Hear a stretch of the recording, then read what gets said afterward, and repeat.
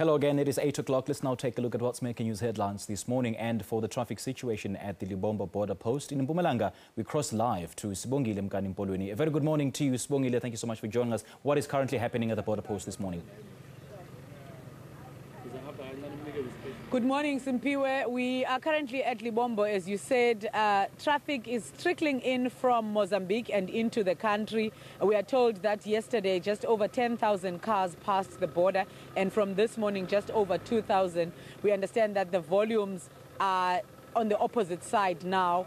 On the side of South Africa, it's quieter and it's busy on the side where it's coming into the country. But to tell us more about what has been happening at the border is our official here, Patheka Vigwa. Mama, good morning to Morning Live, and just tell us the update. What has been happening at the border throughout the night? Good morning, Sibongile. The border has been quiet because the traffic volumes are not increasing as we anticipate, but learning from what happened last week, we expected that the increase won't be that much because the departing traffic was also not at high levels. So the statistics is for last 24 hours, it's just over 10,000 travelers who have crossed over. And this morning, from the statistics for 12 to 7 this morning was just above 2,000, which is not much because mostly the movement happens mostly in the mornings because everyone wants to be earlier reaching their destinations.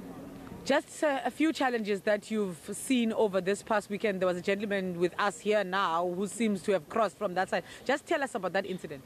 The challenges that we are encountering, it's normal challenges where people would go visiting home, either leaving South Africa to Mozambique as visitors and lose their documents, which changes the whole process now because there are interviews that we have to do, check with our other systems if really a person who alleges to be a South African is indeed a South African. Where a person now, just like the case that I was busy with now, is a foreigner from Mozambique. It's unfortunate because we cannot allow a person to come to the country without the passport. So his case is really, it's simple for us but difficult for him because the driver, the owner of the vehicle cannot drive as he indicated. So this person who doesn't have a passport is the one who will take them to their destination. So those are the challenges, but mostly we always have a way of solving the challenges on our side, and it remains the challenge of the traveler after we sorted it out. Okay, you're saying that the driver does not have his passport, his Mozambican passport. He has lost it at home. And what's going to happen to him now, not that he's on the South African side? What's going to happen to him?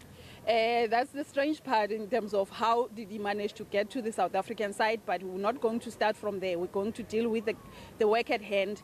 A person who does not have documents, we refuse entry because they are undocumented. So this one is going to be refused entry. And unfortunately, because they are traveling in a small vehicle, or rather a private vehicle, we are not going to issue a fine that we normally issue to persons who bring people who have no passports to the port of entry. Just that fine. That fine is normally for people traveling in buses and taxis, public transport, who don't have documentation. What is the process there? The process is that when we pick up that there's one passenger who doesn't have documentation, we issue a fine of 15,000 per person to the conveyor, which means the driver, and then we refuse entry or departure. In the case of South Africans, we refuse departure if they are departing. But where it is a foreigner involved, we follow the process of deportation. We facilitate deportation documents, and then we'll allow the person to go. Just another aspect, a person traveling with a minor, what documents do they need to bring? It's the consent letter from the actual parents. It's consent letters from the actual parents of the child, the passport of the child, and also they must be able to give us the proof of address where they are going to, especially those who are entering South Africa, those as well as those who are leaving South Africa. Thank you, ma'am. That was Patheka Vigwa, our Home Affairs official based here at Lebombo border post. She's telling us that they are expecting more traffic volumes coming from Mozambique and into the country as the day progresses. And it's back to you, Simpiwe. All right, thank you, Sibongile, for that update. That was a reporter, Sibongile Mkani-Mpolweni, speaking to Patheka Vigwa from the Home Affairs Department in Mpumalanga.